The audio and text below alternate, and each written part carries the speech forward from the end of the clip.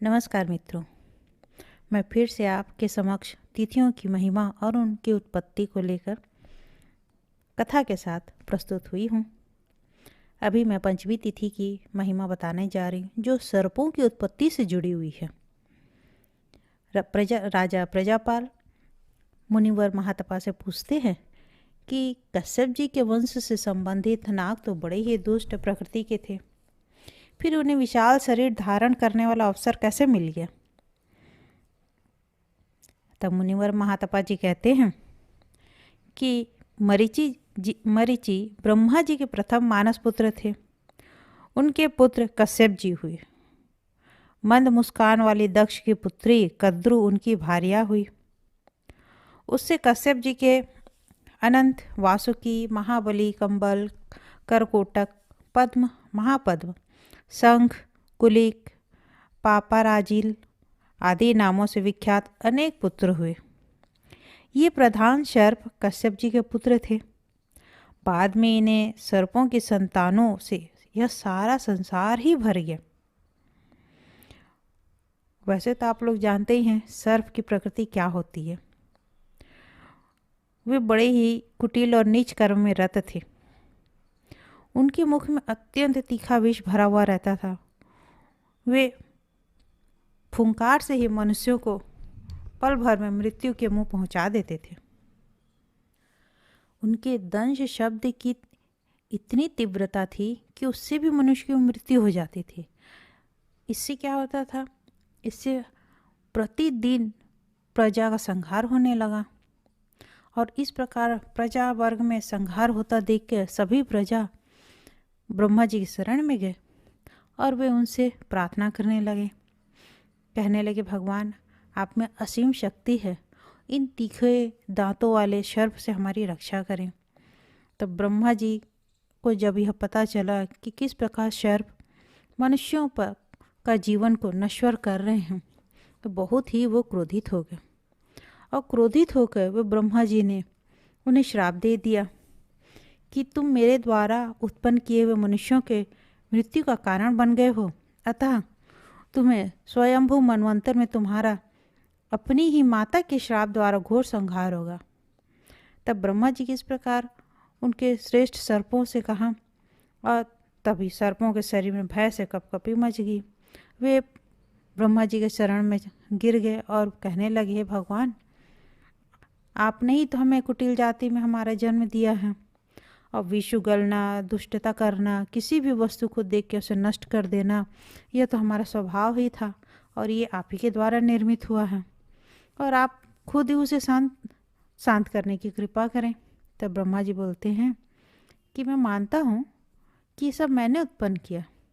तुम्हें कुटिलता भी भर दी, पर इसका अभिप्राय यह तो नहीं तुम निर्दय होकर मनुष्यों को मृत्यु की ओर अग्रसर करो। तब सर्पों ने कहा कि ये भगवान, आप ऐसे हमारे लिए कोई अलग रहने का कोई सुनिश्चित स्थान की व्यवस्था कर दीजिए। हम हमारे द्वारा डसे जाने की स्थिति एवं नियम भी बता दीजिए। नागों की यह बात सुनकर ब्रह्मा जी ने कहा, तुम लोग मनुष्यों के साथ भी रह सको, इसके लिए मैं स्थान का निर्णय कर देता हूँ। तुम सब लोग मन को एकाग्र करके मेरी बात सुनो।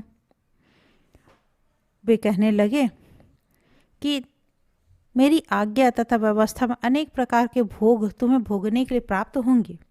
रात के 7वें पहर तक तुम्हें वहाँ रहना होगा। फिर वैवस्वत मनवंतर के आरंभ में कश्यप जी के यहाँ तुम्हारा जन्म होगा। देवता लोग तुम्हारे बंधु बांधव होंगे, गरुड़ तुम्हारे भाई होंगे। उस समय कारणवश तुम्हारी सारी संतान अग्नि के जल द्वारा स्वाहा हो जाएगी। इसमें निश्चय ही तुम्हारा कोई दोष ना होगा। जो सर्प अत्यंत दुष्ट एवं उच्छृत श्रृंखल होंगे, उन्हीं के शाप से उनकी जीवन लीला समाप्त हो जाएगी और जो ऐसे ना होंगे वे जीवित रहेंगे। इसका पर्याय वो जन्मेजय यज्ञ से है जो परीक्षित ने किया था। उस समय सारे सर्प जो थे वो अग्नि में जल का भस्म हो गए थे। यह उससे जुड़ा हुआ है। कि भविष्य की ओर ब्रह्मा जी बता रहे हैं कि भविष्य में जब इस प्रकार की स्थिति होगी तब किसकी मृत्यु होगी और कौन जीवित रहेगा। अब आगे बताते हैं। ब्रह्मा जी कहते हैं कि उन मनुष्यों को समय के अनुसार निगलने और काटने के लिए तुम स्वतंत्र हो, जिनका अंत समय निकट आ चुका रहेगा। गरुड़ संबंधी मंत्र, औषध और बद्ध गारुड़ मंडल द्वारा दांत कुंठित करने की कला जिन्हें ज्ञात होगी, उनसे निश्चय ही तुम्हें डर कर रहना चाहिए, अन्यथा तुम लोगों का विनाश निश्चित है। ब्रह्मा जी के ऐसे कहने पर वे संपूर्ण सर पृथ्वी के नीचे पाताल लोक में चले गए। इस प्रकार ब्रह्मा जी के श्राप एवं वरदान पाकर वे पाताल में आनंद पूर्वक निवास करने लगे। और ये सारी बातें उस नाग महानुभावों के साथ पंचमी तिथि की हुई थी। अतः यह तिथि धन, प्रिय, पवित्र और संपूर्ण पापों का संहारक सिद्ध हो गई। इस तिथि में जो खट्टे पदार्थों के भोजन का त्याग करता है और दूध से नागों को स्नान कराता है, सर्प उसके मित्र बन जाते हैं। पंचमी तिथि सर्पों से ही जुड़ी हुई है और सर्प पंचमी में ही सर्पों की पूजा होती है, क्योंकि आप जानते हैं नाग पंचमी में भी नागों की पूजा होती है और नाग पंचमी पंचमी में ही पड़ता है। तो इस प्रकार पंचमी तिथि का जन्म हुआ। अब मैं षष्ठी तिथि की महिमा के बारे में बताने जा रही हूँ, जो कार्तिकेय जी की जन्म से जुड़ी हुई है। षष्ठी तिथि में कार्तिकेय जी का जन्म हुआ था। अब यह सर्वप्रथम भगवान नारायण ही हैं जो अलग अलग रूप लेके अलग अलग परिस्थिति में जन्म लेते हैं और लोगों का कल्याण करते हैं। महातपा मुनिवर बताते हैं कि संपूर्ण तत्वों में जिन्हें प्रधान स्थान प्राप्त है उन्हें परम पुरुष परमात्मा कहते हैं। सबसे आरंभ में उन्हीं की उत्पत्ति हुई थी और इसी महातत्व को से जो पुरुष तत्व है वो भगवान विष्णु अथवा शिव के नाम से प्रसिद्ध हैं। अव्यक्त प्रकृति भगवती उमा देवी या कमल नयना लक्ष्मी हैं। उन्हीं भगवान शंकर और उमा के संयोग से अहंकार की उत्पत्ति हुई। वे ही सेनापति कार्तिकेय हैं। महामते, मैं अब उस कार्तिकेय की उत्पत्ति का प्रसंग बताती हूँ। सर्वप्रथम भगवान श्री नारायण जी हुए, उनसे ब्रह्मा जी की उत्पत्ति हुई। तत्पश्चात स्वयंभू मनु तथा मरीचि, सूर्य आदि प्रकट हुए। फिर इन देवताओं, दानवों, गंधर्वों, मनुष्यों, पशुओं, पक्षियों, इन सब की सृष्टि हुई। सृष्टि का विस्तार हो जाने पर जब देवताओं और दानवों के बीच में युद्ध होने लगा तो दानव हमेशा जीत जाते थे और देवता हार जाते थे। इससे देवताओं में भय उत्पन्न होने लगा और दानव कोई आम दानव नहीं थे, बहुत ही बलवान रहते थे। उनमें वो इस प्रकार हिरण्यकश्यप, हिरण्याक्ष, महासु, विप्रचिति, विचित्र, भीमाक्ष, क्रौंच, ये सभी वीरों की बल की सीमा नहीं थी। जब घोर संग्राम के अवसर पर देवसेना में उपस्थित देवता दानवों के तीक्ष्ण बाणों से प्रतिदिन हार जाते थे तो वे पराजित देकर बृहस्पति जी से बोले। बृहस्पति जी ने कहा कि तुम्हारी सेना में कोई सेनाध्यक्ष नहीं है, केवल एक इंद्र से इस सेना की रक्षा हो सके यह संभव नहीं है। इसलिए तुम सभी को सेनाध्यक्ष की जरूरत है। ब्रह्मा जी कहते हैं कि बृहस्पति जी कहते हैं कि तुम ऐसे करो, ब्रह्मा जी के पास जाओ। जब ब्रह्मा जी के पास गए, वे उनसे विनती किए तो ब्रह्मा जी ध्यान लगा कर देखे कि इनके लिए मुझे क्या करना चाहिए। तो उनका ध्यान तब भगवान शंकर की ओर गया, क्योंकि इसका उपाय सिर्फ भगवान शंकर के पास ही था। ब्रह्मा जी फिर सभी देवताओं को श्री महादेव के चरणों में भेजे। सभी देवता शिव शंकर भोलेनाथ के पास गया और उनकी स्तुति करने लगे। इससे शिव शंकर भोलेनाथ ने अपने नेत्र खोले और देखे सबको, और उन्होंने यह देखा कि वे क्यों आए हैं मेरे शरण में। सभी देवता तब बोले, हम सभी देवता आपकी शरण में आए हैं, आप हमारी रक्षा करें। दैत्यों द्वारा उत्पन्न भय हमारे ऊपर आ गया है और उससे हमारी रक्षा करने की कृपा करें। सभी देवी देवता श्री शिव शंकर भोलेनाथ से प्रार्थना करने लगे। तब पृथ्वी आदि 5 तत्वों में आप प्रतिष्ठित हैं। आप में प्रधान गुण भी 5 है। विशेषता यह है कि आप आकाश में तो केवल ध्वनि रूप में लीन रहते हैं, अग्नि में शब्द में एवं रूप, इन दोनों गुणों से, वायु में 3 रूपों से, जल में शब्द में, स्पर्श में, रूप में, रस में, इन 4 रूपों से, और पृथ्वी में गंध सहित 5 रूपों में विराजते हैं। हे भगवान, अग्नि आपका स्वरूप है। वृक्ष, पत्थर, तिल आदि में आप सार रूप से स्थित हैं। आप महान शक्तिशाली हैं और इस समय दैत्यों द्वारा हमें अत्यंत दुख भोगना पड़ रहा है। इसलिए दानवों के वध के लिए आप हमें एक सेनापति प्रदान करने की कृपा कीजिए। ब्रह्मा जी की अध्यक्षता में रहने वाले हम सभी देवी देवताओं इस समय इसी में हमारा कल्याण है। तब भगवान रुद्र ने कहा, आप लोग निश्चिंत हो जाएं, मैं आप लोगों को सेनापति जरूर दूंगा। इस प्रकार कहकर सभी देवताओं को जाने की आज्ञा दे दी। उनके जाने के बाद शिव शंकर, भगवान रुद्र अपने नेत्र बंद करके एक शक्ति को उत्पन्न किए, जिसकी प्रभा ऐसी थी कि मानो तपता हुआ सूर्य हो। वह अपनी जन्मजात शक्ति को इस प्रकार प्रकाशित कर रहा था मानो वह शक्ति ज्ञानमय बनकर एकमात्र उसी के पास पूंजीभूत हो गया है। उस कुमार की उत्पत्ति से संबंधित अनेक प्रकार की कथाएं हैं। बहुत से मनवंतरों तथा कल्पों में देवताओं के सेनापति होने के विविध प्रसंग हैं। भगवान शंकर के शरीर में अहंकार रूप से जिन देवताओं की प्रसिद्धि थी, वे सभी देवता प्रयोजनवश देव सेनापति बनकर शोभा पाने लगे।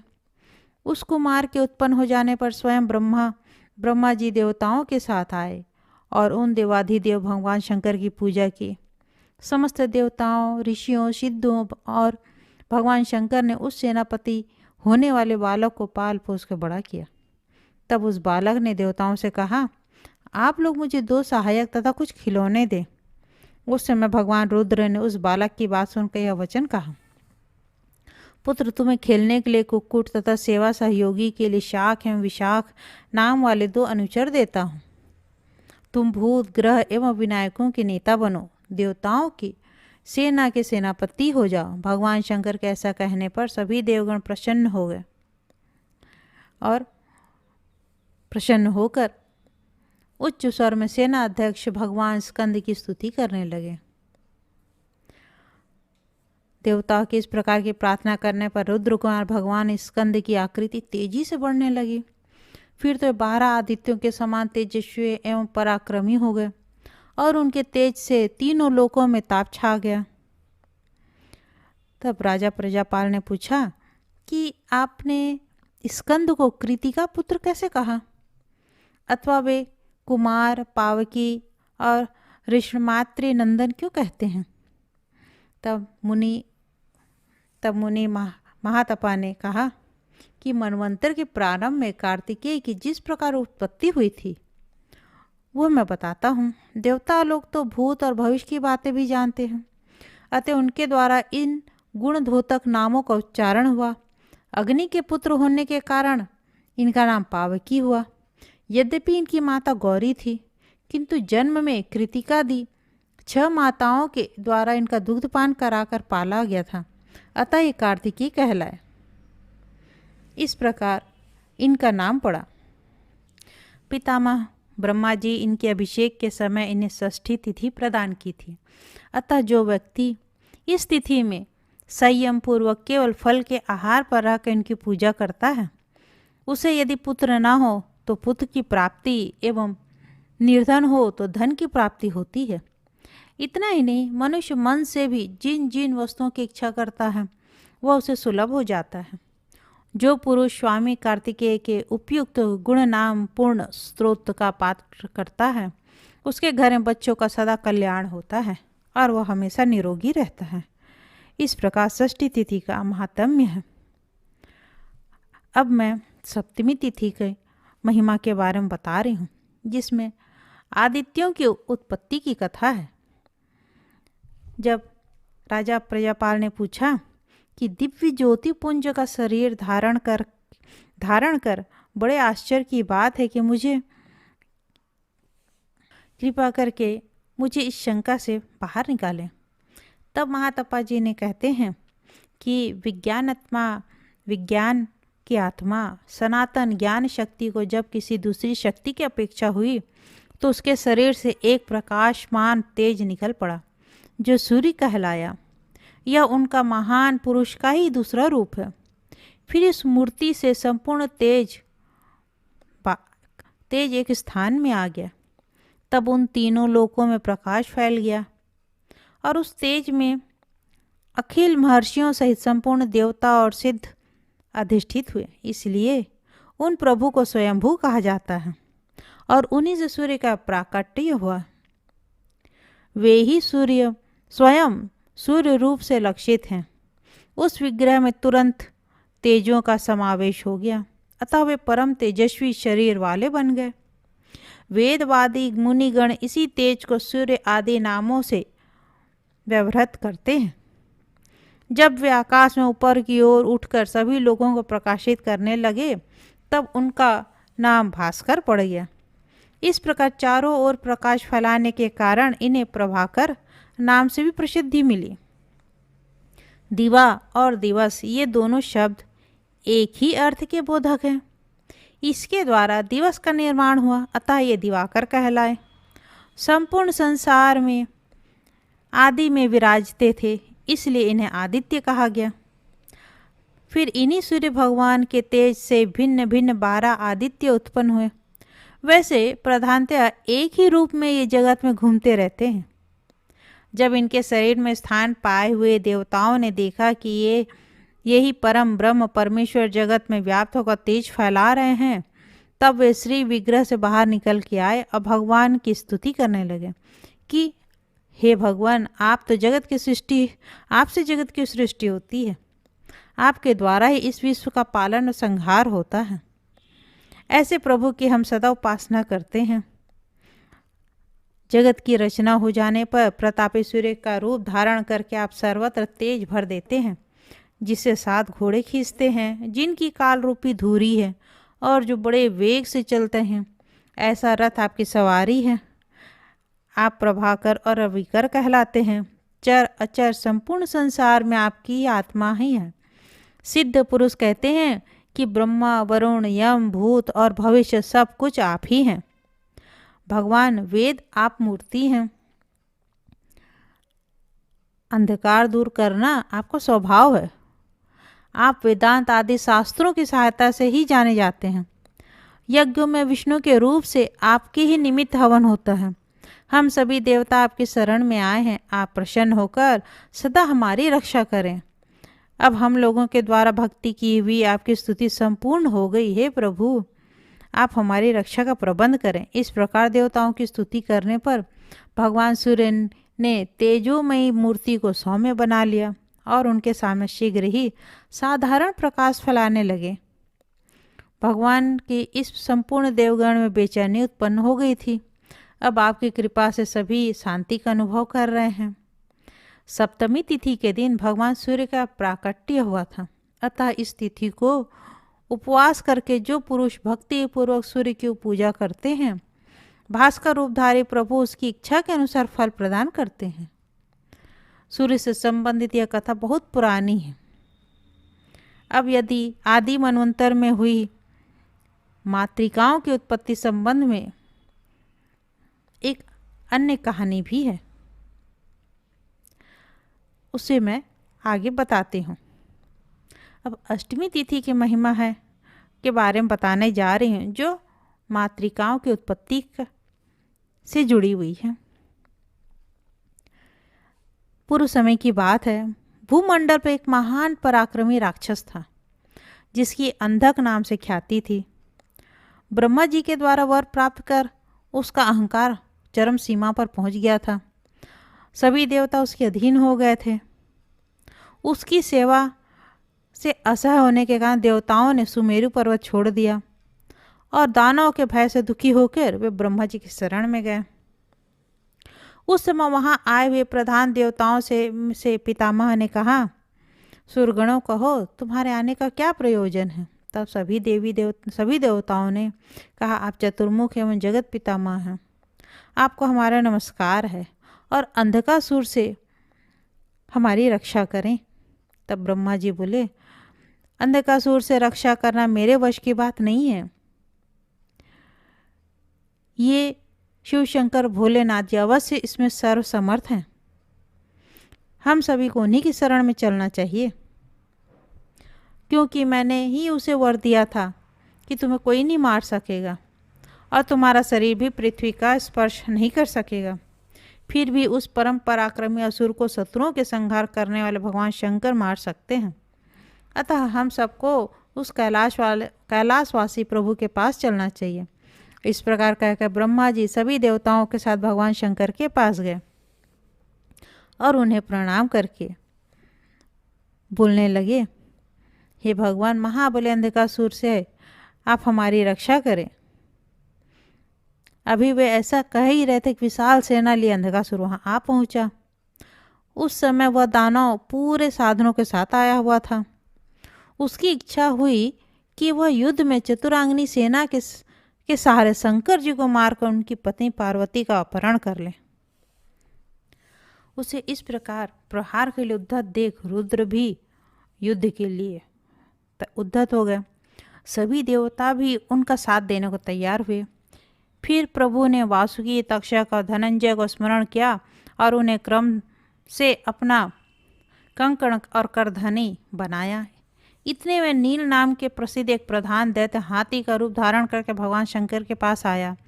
नंदी उसी की माया जान गए और वीरभद्र को बतलाया। बस क्या था, वीरभद्र ने भी सिंह का रूप धारण करके उसे तत्काल मार डाला। उस हाथी का चर्म अंजन के समान काला था। वीरभद्र ने उसकी चमड़ी उधेड़ कर उसे भगवान शंकर को समर्पित कर दिया। तब रुद्र ने उसे वस्त्र के स्थान पर पहन लिया।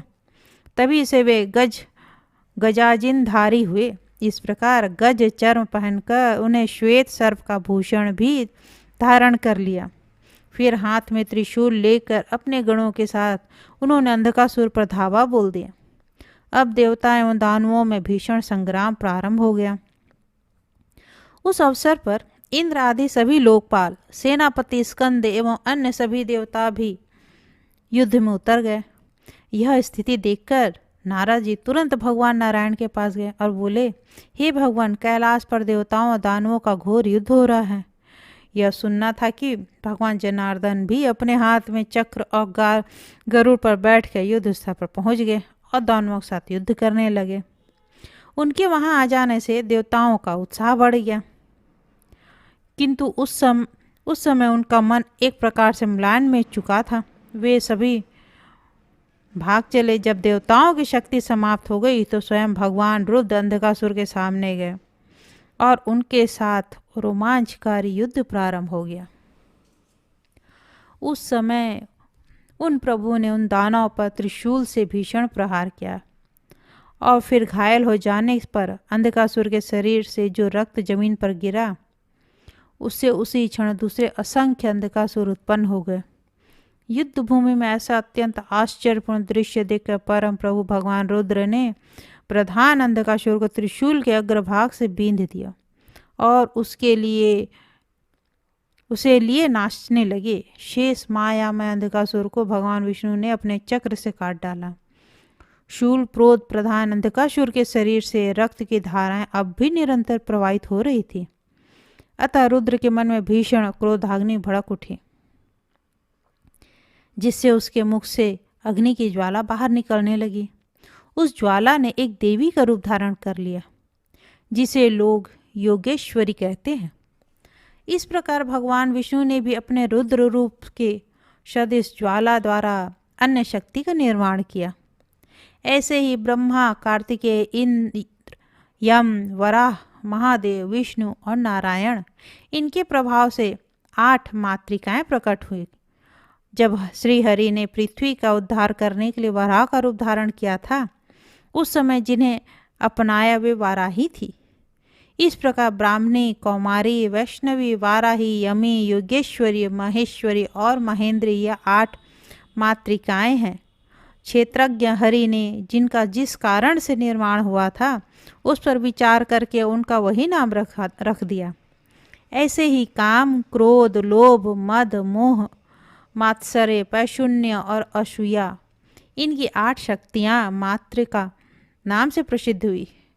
काम योगेश्वरी, क्रोध माहेश्वरी, लोभ वैष्णवी, मद ब्राह्मणी, मोह कौमारी, मात्सर्य इंद्राणी, पैशून्य यमदंडधारा और असूया वाराही नाम से कही गई, ऐसा जानना चाहिए।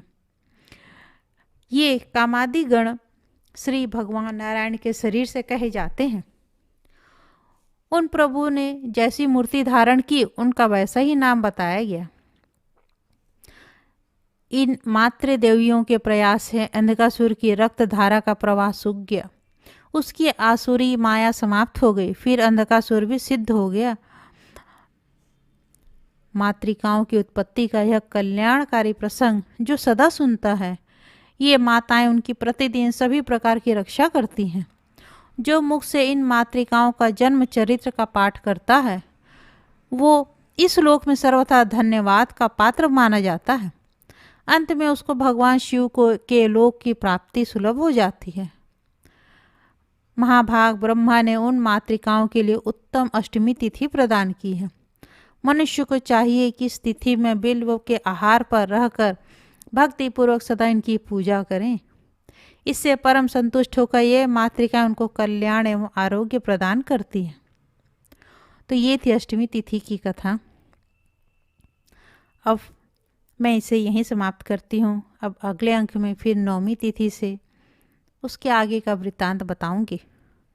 आशा है आप लोगों को यह कथा और तिथि में पढ़ने वाले कथा को आपको पसंद आ रही होगी।